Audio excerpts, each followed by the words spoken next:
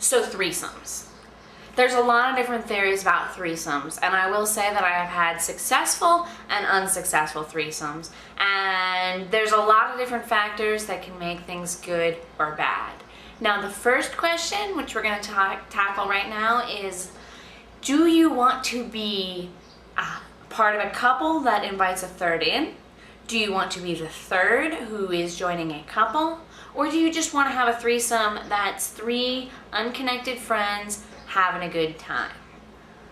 Personally, I would recommend either being a third or being completely unattached in any way. But there are reasons to go with any of the three. If you're part of a couple, it can be a really nice experience. It can be a good bonding experience where you and your partner are fucking this other person and you're really bonding because you're getting off on co-topping or whatever you want to do. It can also be a little scary because you have a relationship and you are now inviting a third party into it, and that might throw off the balance. I know in my case, there's been problems with insecurity, worrying about my partner maybe paying more attention to the other person than to me.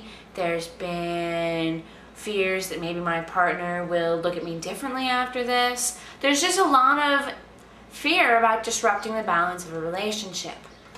So that's when you're doing it as a couple, inviting a third in. Now, being a third has been a better experience for me because what you get in that experience is the chance to feed off the intensity of somebody else's relationship while not really worrying about messing up anything for yourself.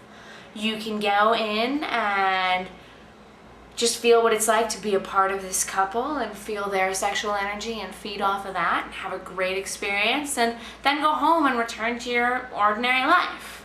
That can be really awesome. Downsides of being a third is that you are constantly reminded that you're the third and it's their relationship and they have the connection and they're the ones who are together, and that can sometimes be a little hard or a little painful.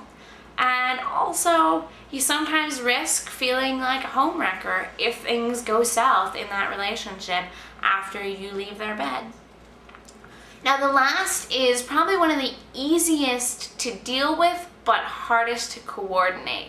That's when you get three random friends, obviously people who know each other, but random in that nobody is dating each other.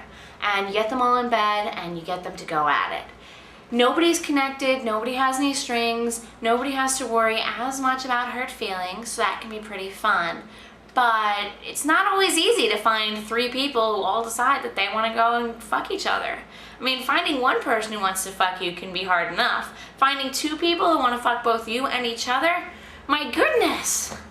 But when you do, it's pretty fun, and I think that that's probably the best case scenario for any kind of threesome that you want to go into.